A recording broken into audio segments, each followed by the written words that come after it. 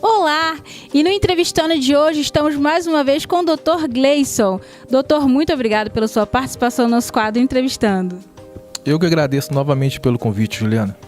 Doutor, sobre as fraturas da região próxima do úmero, de clavícula e da escápula, quais são as mais comuns e qual o tratamento? Juliana, de todas essas fraturas, a mais comum é da região proximal de úmero.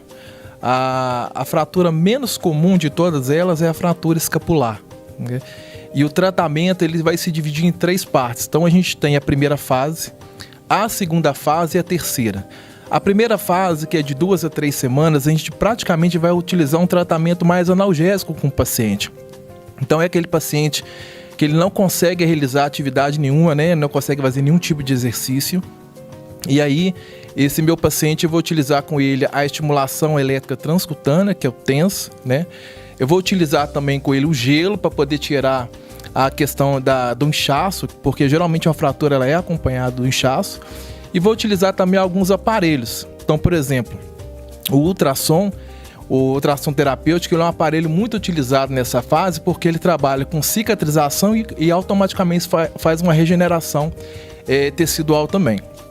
O outro aparelho também que a gente vai utilizar é o laser, porque o laser ele é um aparelho, além de ser cicatricial também, ele é anti-inflamatório. O outro método que a gente vai utilizar também vai ser o gelo. O gelo ele vai diminuir muito a questão do inchaço no local, que é comum. E referente aos exercícios, a gente tem que tomar um cuidado muito grande, porque o paciente nessa fase ele não pode fazer atividades como fletir o ombro, abduzir, entre outras coisas. Então o que a gente faz com o paciente nessa fase?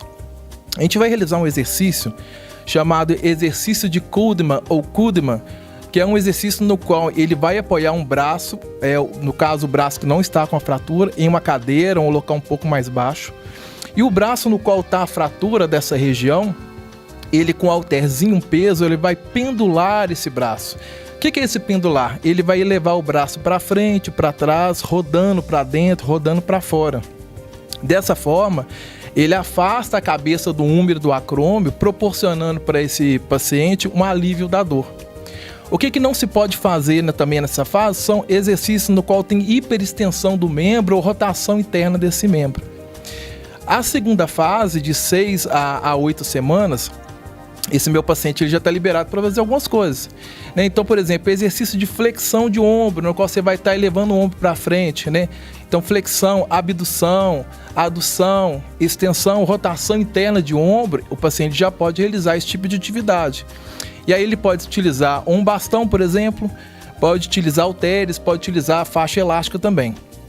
Nessa fase também é interessante a gente sempre orientar o paciente com que ele faça exercício de frente para um espelho. Por que de frente para o espelho? Porque dessa forma ele vai ter consciência corporal do que ele está fazendo. Então, quando o paciente ele faz uma flexão de ombro, isso é, elevando o ombro para frente, né, no movimento de flexão ou abdução, abrindo, ele consegue identificar se ele está realizando da forma correta. E o terapeuta vai sempre estar ali do lado, estabilizando a escápula do paciente para que ele não faça uma elevação com compensação. Outra coisa importante também nessa fase é a questão dos exercícios que são feitos de forma isométricas e isotônicas. Né? O exercício isométrico é aquele no qual a articulação ele tem que estar parada. E a primeira coisa que eu faço, de fato, com o meu paciente, porque com a articulação parada, ele não tem... esse paciente ele não vai comprometer muito a questão articular dele, não vai estar forçando essa articulação. Então ele vai ganhar só força nessa fase. Exemplo de exercício isométrico, quando eu pego um bastão, elevo esse bastão para frente, a minha articulação está aqui parada. Então eu não estou movimentando essa articulação, eu ganho apenas força. Quando eu percebo que esse meu paciente está evoluindo, eu parto para o exercício isométrico.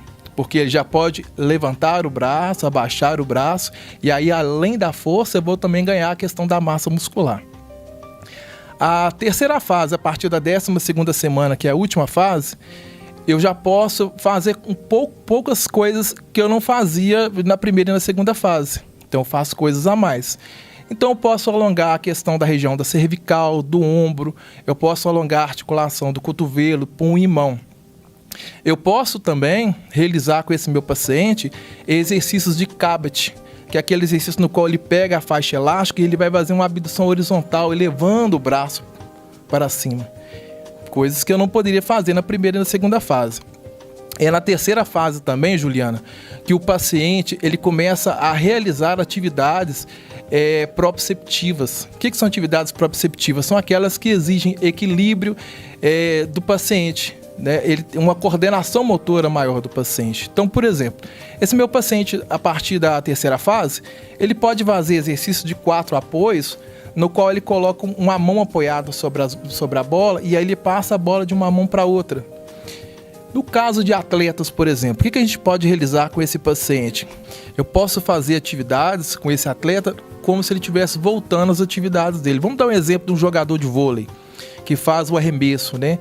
Lembra que na fase final ele já pode realizar esse tipo de atividade. Então vamos imaginar que ele está fazendo um arremesso, tem uma faixa elástica presa ao espaldar, que é uma haste de madeira que a gente tem na clínica, e ele vai simular que ele está fazendo o arremesso com a bola. Então percebe que cada fase eu vou separando o tratamento do meu paciente para que não ocorra prejuízo com ele. Né? Muito pelo contrário, eu quero trazer benefícios para esse meu paciente. Dessa forma eu vou ter que separar exercícios por fases.